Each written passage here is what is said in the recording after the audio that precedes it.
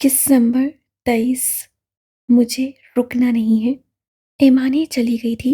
उसके जाने के बाद अब्दुल ने झटके से अपना हाथ छुड़ाया। उसकी इस हरकत पर हेज़ल के चेहरे का रंग फीका पड़ा। वो थोड़ा फांस रख कर बैठ गई। अब्दुल का चेहरा सपाट था, ना कोई तासुर ना कोई एहसास। शायद उसकी आंखें जल रही थीं। हेज़ल उसे कभी समझ ना पाई थी। तुमने ऐसा क्यों किया? हेज़ल ने सर झुकाए बैठे अब्दुल से पूछा। झूठ क्यों बोला? उसे ऐसा करने को अब्दुल ने कहा था और वो इसीलिए उसे अपने साथ लाया था। ये सब ज़रूरी था ताकि वो याद रखे, किसी पर भी भरोसा नहीं करना। बिल्कुल भी नहीं। उससे पानी की बोतल उठाकर मुंह से लगाई और खटाखट पीने लगा। उसके अंदर आग सी जल रही थी। पानी खत्म हो गया पर अब वो बोतल को भींच रहा था, ऐसे जैसे गुस्सा निकाल रहा हो। कुछ देर बाद प्लास्टिक की बोतल कड़क की आवाज़ से कुछ उमर बन गई। हेज़ल खामोश सी बैठी उसे देख रही थी। फिर उसने एक गहरा सांस लिया और कुर्सी से पुश टिका दी। उससे आंखें बंद कर ली थीं। आखिरी बार ईमान का चेहरा जो उससे देखा था, उसमें आंसू थे और अब्दुल की वजह से थे। वो जानता था ईमान कायनात की सिफारिश करने आई थी। वो ये भी जानता था कायनात उसे पसंद करती थी। वो क्लास में उसकी निगाहों को खुद पर बहुत बार महसूस कर चुका था। लेकिन पिछली बार जो उसकी मुलाकात हुई थी कायनात से, उसमें वो जान गया था कायनात उससे मोहब्बत करती थी। वो ये भी जानता था कायनात ने ईमान से दोस्ती भी अब्दुल की वजह से की थी और उसकी ईमान इतनी खालिस थी कि वो सबको खुद जैसा समझ लेती थी। ईमान के दुख ने उससे दुख दिया था। वो इज्जत से शादी नहीं कर रहा था, ना उसका ऐसा इरादा था, पर वो जानता था वो अब कभी भी ईमान का सामना नहीं कर पाएगा। वो कितनी ही देर ऐसे बैठा रहा, फिर उससे अपना फ़ोन निकाला और कुछ टाइप करने लगा। ऐमाने को ढूंढ लेना। उसने किसी को मैसेज किया था। वो बस में बैठी रईसा हॉल की जानिब जा रही थी। वो डब्बा उसकी गोद में रखा था और आंखों से आंसू जारी थे। उसे दुख हुआ था कि अब्दुल ने इतना बड़ा राज छुपा कर रखा। कहाँ तो वो उसे दोस्त कहता था, वो कहाँ अब वो किसी और। उसका भरोसा टूटा था। उसे लगा था ऐसा कुछ होगा तो अब्दुल सबसे पहले उसे बताएगा, पर अब्दुल ने तो धमाका कर दिया था। वो कितनी पागल थी, लोगों से दूर रहती और जब कोई अपना बन जाता तो उम्मीद करती थी कि वो हमेशा साथ निभाएगा, पर लोग तो साथ छोड़ जाते हैं। इस दुनिया में हमें अकेले सरवाइव करना पड़ता है। कायनात से ज़्यादा उसे अब्दुल के धोखे ने दुख दिया था। दोस्त ऐसे छुप छुपा कर शादियाँ नहीं करते। उसका दिल चाहा वो डब्बा उठाकर बाहर फेंक दे, पर वो फेंक ना पाई। अंदर मौजूद चीज़ें जिस हस्ती से जुड़ी थी, वो कभी ऐसा नहीं कर सकती थी। उससे डब्बे को सीने से लगा लिया और उससे लिपट गई। मैं इस दुनिया में किस पर भरोसा करूं? मैं अब कभी दोस्त नहीं बनाऊंगी, कभी नहीं। उसे लगा जैसे अंदर मौजूद चीज़ें उसे सुन रही हों, जैसे उसकी आवाज़ डॉक्टर रुखान जबील तक पहुंच रही हो। वो उस शख्स से तो शिकवा कर ही सकती थी ना। वो मरे मरे कदमों से रईसा हॉल पहुंची थी। कायनात बेचैनी से उसका इंतजार कर रही थी। जैसे ही वो कमरे में दाखिल हुई, कायनात फौरन उसकी जानिब लपकी। क्या कहा उससे? वो बेचैनी से पूछने लगी। ईमान ने खामोशी से डब्बा अपने बेड पर रखा और वहीं बैठ गई। फिर झुककर शूज उतारने लगी। बताओ ना ईमान, क्या कहा अब्दुल ने? वो सब्र नहीं कर सकती थी। भूल जाओ उसे। उससे शूज उतार दिए और सर्द लहजे में बोली। उसकी आंखें सूजी हुई थीं। कायनात को लगा उससे गलत सुना हो। क्या मतलब? उसका दिल डूब गया। वो किसी और से मोहब्बत करता है। उसका लहजा पत्थर जैसा सख्त था। अब वो कोट उतारने के बाद सर से स्कार्फ उतार रही थी। कायनात के कदम लड़खड़ा गए। किससे? किससे मोहब्बत करता है वो? उसकी निगाहें ईमान पर जमी थीं। ईमान खामोश रही। वो उसकी जानिब नहीं देख रही थी। उससे शूज़ उठाकर शूज़ रैक में रखे, कोट हैंग किया और फिर अपने कपड़े निकालने लगी। बताओ ना, किससे मोहब्बत करता है वो? क्या तुमसे मोहब्बत करता है? उससे ईमान का रुख बाजुओं से पकड़कर अपनी जानिब मोड़ा। ईमान ने ताज्जुब भरी नजरों से उसे देखा, यूं जैसे कायनात का दिमाग हिल गया हो। मोहब्बत ऐसी ही होती है। सबसे पहले शक का बीज बोती है। इंसान को हर दूसरा इंसान अपना रकीब लगता है। ईमान ने झटके से उससे अपने बाजू छुड़वाए। ये तुम खुद क्यों नहीं पूछ लेती उससे? वैसे भी वो अगले हफ्ते शादी कर रहा है। वो पहली बार ऊंची आवाज से बोली थी। कायनात का वजूद ढीला पड़ गया। वो मरे मरे कदम लिए पीछे हटी और बेड पर बैठ गई। अब सब खत्म हो चुका था। चारों जाने बस गहरा अंधेरा था। ईमान के अकाउंट में बहुत कम रकम बची थी। उसके पास 100 ऑप्शन थे, या वो वापस चली जाती या फिर कोई जॉब करती, पार्ट टाइम जॉब जिससे वो अपना खर्चा उठा लेती, वो ऐसे वापस नहीं जा सकती थी। और रईसा हॉल काफ़ी महंगा था और मज़ीद यहाँ रहना अफोर्ड नहीं कर सकती थी। इसलिए पहले उसे हॉस्टल ढूंढना शुरू किया। उसने सबसे पहले अब्दुल का नंबर डिलीट किया था और उस डब्बे को उठाकर अपनी अलमारी में रख दिया था। कायनात और वो दोनों एक कमरे में होने के बावजूद अब कम ही बात करती थीं। उनकी तीसरी रूममेट कभी कभी ही कमरे में आती थी। वो ज़्यादातर अपनी फ्रेंड्स के साथ रहती थी। ईमान भी उन दिनों कायनात पर ज़्यादा तवज्जो नहीं दे रही थी। उसने सोच लिया था वो ऐसे मतलबी लोगों के लिए क्यों हलकान हो जो अपने मतलब के लिए उससे आए थे। पर अब्दुल, वो तो मतलबी नहीं था। फिर क्यों? उसका दिल अब्दुल की गवाही देता था, पर उसने अब दिल की सुनना बंद कर दी थी। उसने ऑनलाइन कुछ ऐड देखे, उसे सस्ते हॉस्टल मिल रहे थे, पर वो ओल्ड टाउन में थे, फासला ज़्यादा था। पहले उससे पता लगाया कि कौन सी ट्रेन और बस के जरिए यूनिवर्सिटी पहुंच सकती थी। उससे अपनी तवज्जो मुकम्मल तौर पर अपनी मुश्किलात को हल करने की जानिब कर ली। एकेडमी जाने का ख्वाब कहीं बीच में ही रह गया था। ओल्ड टाउन से किसी रोज़नामे लड़की ने ऐड लगाया था, उससे एक फ्लैटमेट चाहिए था। उससे रोज़ का नंबर निकाला और उसे मैसेज किया। रेंट मुनासिब था और ओल्ड टाउन वेलेंसिया में उसकी सबसे पसंदीदा जगह थी। अब दूसरा काम उसे पार्ट टाइम जॉब ढूंढना था। ये ज़रा मुश्किल काम था। उसकी अभी मुकामी ज़ुबान पर गिरफ्त नहीं हुई थी, पर उसे कोशिश तो करना थी। उससे कभी उम्मीद नहीं छोड़ी थी और ना कोशिश करना। वो हमेशा कोशिश करती रहती थी, मुसलसल कोशिश, और शायद यही कोशिश उसे यहाँ तक ले आई थी। उसके बाद अब्दुल कभी रईसा हॉल नहीं आया, ना उससे कभी मैसेज या फ़ोन किया। वो नाराज़ थी, लेकिन कहीं न कहीं वो उसका इंतज़ार कर रही थी कि अभी अब्दुल किसी जिन की तरह हाज़िर होगा और उससे कहेगा कि हे माने, देखो मैं कुछ लाया हूँ। उसकी बातें अक्सर ईमान के ज़हन में गूंजती रहती थीं। जब भी वो रईसा हॉल में अब्दुल के दोस्त जॉन को देखती, उसे अब्दुल याद आ जाता था, पर वो ज़हन झटक देती। उसे लगता था वो मना लेगा, वो हर बार की तरह आएगा उसे खुश करने, पर वो नहीं आया। उसका तीसरा सेमेस्टर शुरू हो चुका था, पर उसके पास पैसे कम पड़ते जा रहे थे। रोज़ से उसे विज़िट करने का कहा था। उस दिन वो यूनिवर्सिटी से सीधा ओल्ड टाउन चली गई। ये खूबसूरत जगह थी, वो पहले भी आई थी। सेंट्रल मार्केट घूमने फिरने वो गूगल मैप की मदद से मुतलका जगह पर पहुंच ही गई। यहाँ लाइन में बहुत सारे घर थे, पुराने तर्ज के घर, जहाँ रोज़ रह रही थी। ये एक बड़ा सा घर था। ये दरअसल एक उधेड़ उम्र औरत ने अपने एक बड़े से घर को दो दो कमरों के पोर्शन में तकसीम कर दिया था। यहाँ ज़्यादातर लड़कियाँ ही रह रही थीं, जॉब करने वाली या फिर स्टूडेंट्स। एक पोर्शन में 2 कमरे थे और एक छोटा सा किचन और छोटा सा लाउंज। 2 लोगों के रहने के लिए ये काफ़ी था। रोज़ से पहले पूरा पोर्शन लिया था। फिर एक और लड़की आई, पर वो 1 महीना रहने के बाद चली गई। इसीलिए अब रोज़ से खुद ही ऐड लगा रखा था। वो अकेली नहीं रहना चाहती थी। ईमान ने गहरा सांस लेकर दरवाजे पर बेल दी। कुछ देर बाद दरवाज़ा खुला और सामने ही एक खूबसूरत सी दराज़कद लड़की खड़ी थी। हे, मैं ईमान हूँ, विज़िट करने आई हूँ। वो डरी हुई थी और घबराई हुई भी। रोज़ उसे देखकर नरमी से मुस्कुराई। वेलकम एमा न। वो बामुश्किल उसका नाम ले पाई। ईमान को परेशानी सी थी। पता नहीं रोज़ कैसी लड़की होगी, क्या करती होगी। वो किसी पर अब भरोसा नहीं कर सकती थी। रोज़ उसे लेकर अंदर चली गई। उससे ईमान को कमरा दिखाया, बहुत पुरसुकून और खामोश। ईमान को पसंद आ गया था। तुम स्टूडेंट हो? रोज़ ने उसके बैग को देखते पूछा। वो ईमान के चेहरे से उसकी परेशानी, डर और खौफ सब भाग गई थी।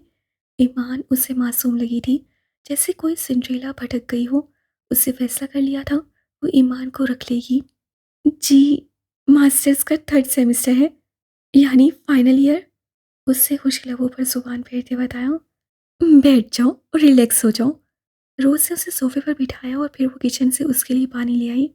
मैं एक स्टूडेंट होने के साथ साथ एक जर्नलिस्ट भी हूँ और यहाँ पिछले 3 सालों से रह रही हूँ।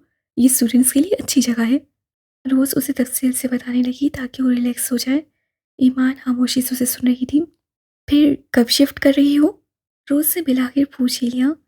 एक्चुअली मैं जॉब ढूंढ रही हूँ, जैसे ही कोई पार्ट टाइम जॉब मिलती है फिर उसी एरिया में शिफ्ट हो जाऊंगी। ईमान जब रिलैक्स हुई तो उससे अपना मसला शेयर कर लिया। रोज़ से पूरी तवज्जो से उसकी बात सुनी। जॉब ढूंढनी पड़ेगी, लेकिन उम्मीद है मिल जाएगी। वैसे किस किस्म की जॉब चाहिए? वो पुरसोच अंदाज से पूछने लगी। कोई भी, जिससे मैं अपना खर्चा उठा सकूं। ईमान ने साफ गोई से बताया। तुम यहाँ शिफ्ट हो जाओ, जब दिल चाहे फिर जॉब भी ढूंढ लेंगे। ईमान को यकीन नहीं आया, वो वाकई अच्छी थी या बन रही थी। कुछ देर मज़ीद बैठने के बाद वो जाने के लिए उठी तो रोज़ को अचानक कुछ याद आया। कुछ देर मज़ीद बैठने के बाद वो जाने के लिए उठी तो रोज़ को अचानक कुछ याद आया। यहाँ पास से 2 घर छोड़कर मिसेस स्टीफन रहती हैं। वो एक वेट डॉक्टर हैं, उनका क्लिनिक है। उन्हें पार्ट टाइम फ्रंट डेस्क के लिए किसी लड़की की ज़रूरत है। तुम चाहो तो मैं उनसे बात कर सकती हूँ। ईमान को जैसे यकीन नहीं आया, उसे किसी स्टोर में भी काम मिलता तो वो कर लेती। मुझे कोई इशू नहीं है, वो जल्दी से बोली। परफेक्ट, मैं उनसे बात करके बताऊंगी। वो मुस्कुराई तो ईमान को हौसला हुआ। वापसी के पूरे रास्ते अब दुआ करती रही कि उसे ये जॉब मिल जाए। अगर मिल जाती तो वो फ़ौरन यहाँ शिफ्ट हो जाती। वो थक हार कर वापस लौटी तो उसे शदीद भूख लगी थी। उससे फ्रेश होने के बाद मगरिब की नमाज अदा की और सलमा बेगम को फ़ोन मिला लिया। सलमा बेगम उससे हवा थी पर ज़्यादा नहीं। एक तरह से सलमा बेगम भी अब पुरसुकून थी कि उनकी जान छुट गई थी, लेकिन वो परेशान भी थी कि आखिर ईमान परदेस में कैसे रहेगी। कोई आसरा, कोई सहारा नहीं था। और फिर जिनका कोई नहीं होता उनका अल्लाह होता है। ईमान को पूरा यकीन था वो यहाँ बिला वजह नहीं आई थी। उससे अल्लाह बिला वजह यहाँ नहीं लाया था। उसके आने के पीछे कोई वजह ज़रूर थी और वो जानती थी हर मुश्किल के बाद आसानी थी। और वो जानती थी ये मुश्किल वक्त भी गुजर ही जाना था। अगले दिन रोज़ से उसे मिसेस स्टेफिन के क्लिनिक का पता देकर उसे इंटरव्यू के लिए जाने का कहा। वो मिसेस स्टेफिन से बात कर चुकी थी। उससे सारे लेक्चर्स लेने के बाद वापसी ओल्ड टाउन का रास्ता अपनाया। वो दिल ही दिल में दुआएं मांगती जा रही थी कि उसे ये जॉब मिल जाए, चाहे ज़्यादा तनख्वाह ना हो पर उसे मिल जाए। वो अल्लाह से कह रही थी वो कम में भी गुजारा कर लेगी। और फिर कुछ देर बाद वो मिसेस स्टेफिन के सामने बैठी थी। वो एक 55 साला गोल मोल सी डॉक्टर थी जिसके मोटे शीशों वाली ऐनक नाक पर जमी थी। और वो क्लिनिक के पीछे से ही ईमान का पूरी तरह मुआयना कर रही थी। क्लिनिक पर ज़्यादा रश नहीं था। कुछ सवाल पूछने के बाद मिसेस स्टेफिन ने कहा, मैं तुम्हें रोज़ के कहने पर यहाँ रख रही हूँ। तुम्हें 3 बजे यहाँ हर हाल में मौजूद होना है और रात को 8 बजे तुम जा सकती हो। सिर्फ एतवार को छुट्टी थी। ईमान ने हामी भर ली। उसकी खुशी का कोई ठिकाना ना था। उससे बाहर निकलकर फ़ौरन रोज़ को मैसेज किया कि उसे जॉब मिल गई है। वो खुश थी। उससे अल्लाह का शुक्र अदा किया और फिर हुमायसा को भी एक मैसेज कर दिया। उधर सलमा बेगम का परेशानी से बुरा हाल था पर यह खबर सुनकर उन्हें भी सुकून का सांस आया। रईसा हॉल वापस जाते वक्त उसके चेहरे पर मुस्कान थी। अल्लाह उन्हीं का वसीला बनाता है जिनकी कोशिश सच्ची हो और जो अपनी मदद करने निकल खड़े हो जाएं। वो अपनी जंगें लड़ना सीख रही थी। वो अपने मसाइल हल करने का हुनर जान रही थी। रईसा हॉल में उसका महीना पूरा हो चुका था और उसी हफ्ते उसे यहाँ से शिफ्ट होना था। कायनात को उसने आज ही बताया था कि वो कल शिफ्ट कर रही थी और फिर उसे जॉब मिल गई है। कायनात साकित रह गई। वो फटी फटी निगाहों से उसे देखती रही। तुम मुझे छोड़ कर जा रही हो? वो बेयकीनी से पूछने लगी। मुझे जाना ही था, आज नहीं तो कल। मेरे भी कुछ मसाइल हैं। वो बस इतना ही कह पाई। कायनात को उसके चेहरे पर दुख के साए नजर आए। वो जानती थी अब्दुल और उससे ईमान के साथ अच्छा नहीं किया था पर कायनात अपने गम में इस कदर डूब गई थी कि उससे ईमान का ख्याल ही नहीं आया। और अब जब उससे जाने की खबर थी तो कायनात के दिल को कुछ हुआ। दुनिया में ऐसे लोग बहुत कम होते हैं जो बेसर हो, जो अपनी ज़ात से किसी को तकलीफ ना देते हों। और ईमान उन नायाब लोगों में से एक थी जो कभी किसी का बुरा नहीं सोच सकती थी। उससे रेसा हॉल की मैनेजमेंट से बात कर ली थी। सारे ड्यूज़ क्लियर करने के बाद वो अब मेस में बैठी थी।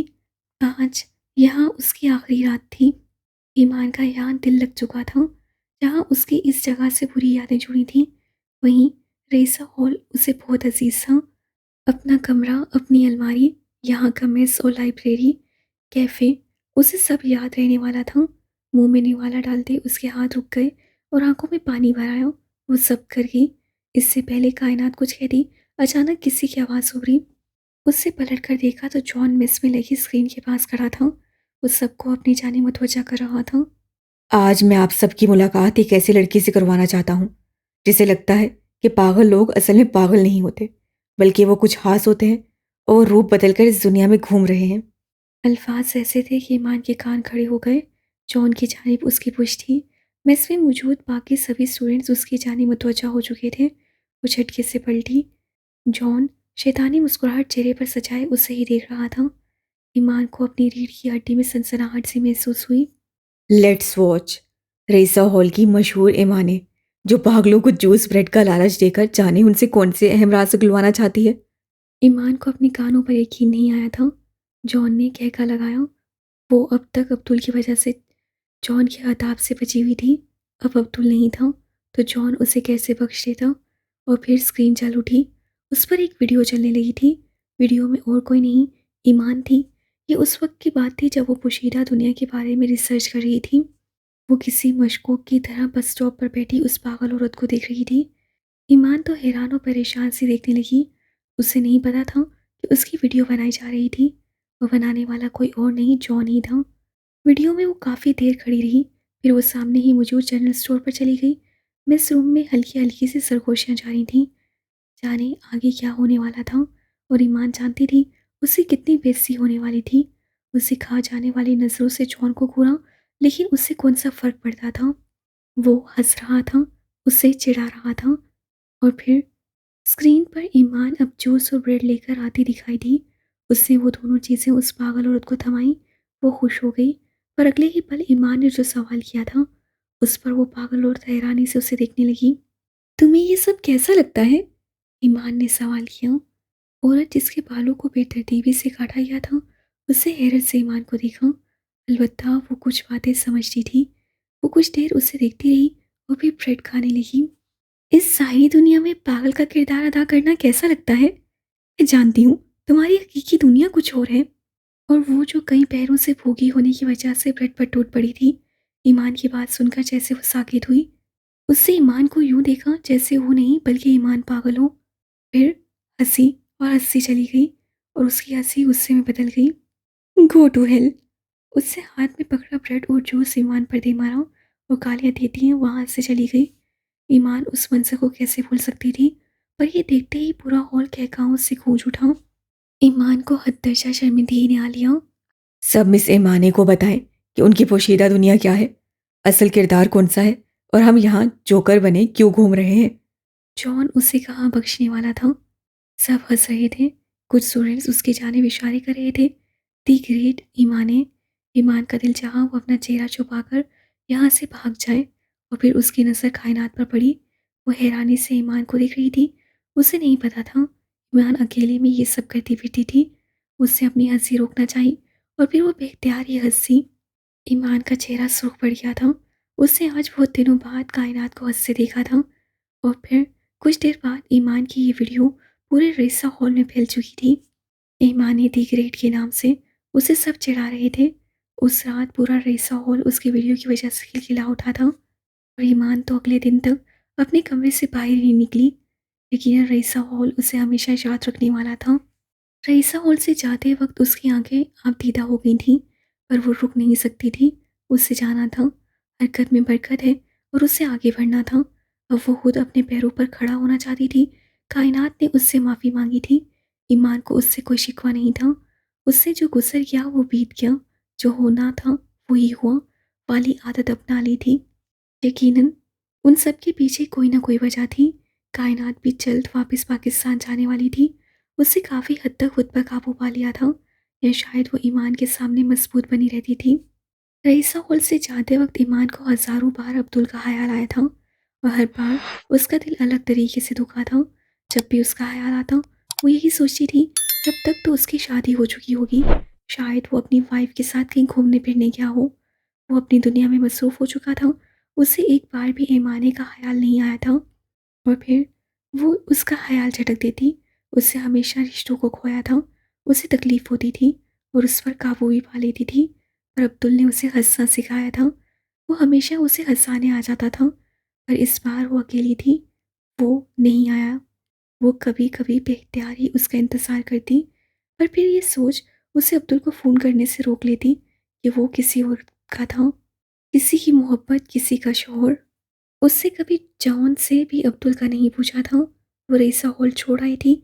एक साल यहाँ गुजारने के बाद अब उसकी ज़िंदगी में नया बाप आने वाला था जिससे वो बेखबर थी। मासील नामी बाप जो अपने साथ और बहुत कुछ लाने वाला था। ये वो नहीं जानती थी। वो राइड करवा कर अपना सारा सामान ले आई थी। आज एतवार था। रोज़ उसी का इंतज़ार कर रही थी। उससे खुशदिली से ईमान का इस्तकबाल किया। उससे ईमान के कमरे को साफ कर दिया था। अब ईमान को अपना पूरा कमरा मिल गया था, जिससे वो अपने मुताबिक सेट कर सकती थी। जहाँ वो दुखी थी, वहीं पुरजोश भी थी। उसके ज़हन से बहुत बड़ा बोझ उतर गया था। जिस क्लिनिक में उसकी जॉब हुई थी, वो यहीं था, 1 किलोमीटर के फासले पर। यानी रात को वो आराम से वापस आ सकती थी, पर दिन में उसे यूनिवर्सिटी से 1 बजे निकलना पड़ता, तब वो 3 बजे तक यहाँ पहुँच पाती। इस सेमेस्टर में उसके बस 2-3 लेक्चर्स थे। किसी दिन 1 था, किसी दिन 2, तो किसी दिन 3। वो पुरसुकून थी कि सब ठीक हो जाएगा। रोज़ मातूनी लड़की थी। वो अब उसे साथ वाली आंटी जीना के बारे में बता रही थी और बाएं जानिब रहने वाली लड़कियों के बारे में। ईमान जान गई थी, रोज़ एक जल्द खुलने मिलने वाली लड़की थी। वो मुस्कुराकर उसकी बातें सुन रही थी। तुम्हारा नाम थोड़ा मुश्किल है ना? मैं सोच रही हूँ तुम्हारा निकनेम रख दूँ। जैसे मेरा है रोज़, वैसे ही तुम्हारा भी। उससे खाने की प्लेट मेज़ पर रखते ईमान से पूछा, एमी ठीक रहेगा? उससे गौर से ईमान को देखा। ना, एमी नहीं, ये तुम पर सूट नहीं करता। एमा, हाँ ये अच्छा रहेगा। खुद ही सवाल जवाब कर रही थी। उम्मे ईमान, एमा ने, और अब एमा। वो जहाँ जा रही थी, उसे एक नई पहचान, नया नाम दिया जा रहा था, और वो खामोशी से सब कबूल कर रही थी। और फिर वक्त को जैसे पड़ लग गए। वो पहले से ज़्यादा मसरूफ़ हो गई थी। यूनिवर्सिटी वो सिर्फ लेक्चर्स लेने जाती थी, वहाँ से 1 बजे निकल आती सीधा क्लिनिक पर। मिसिस स्टेफिन बहुत ही खुशकिस्म की औरत थी। उसे इंसानों से कम, जबकि जानवरों से ज़्यादा मोहब्बत थी। वो अक्सर बिला वजह ही ईमान पर भड़क उठती, बिला वजह ही गुस्सा करती, चिल्लाने लगती, पर ईमान खामोशी से सब सुन लेती। वो जॉब से वापस आकर पढ़ने में लग जाती। रोज़ उससे जल्द खुल मिल गई थी। वो वाकई अच्छी लड़की थी। इस दौरान ईमान अपना ख्याल न रख पा रही थी। वो अक्सर पूरा दिन भूखे गुजार देती थी। कभी कभी क्लिनिक में जख्मी जानवरों को देखकर उसकी हालत बुरी हो जाती।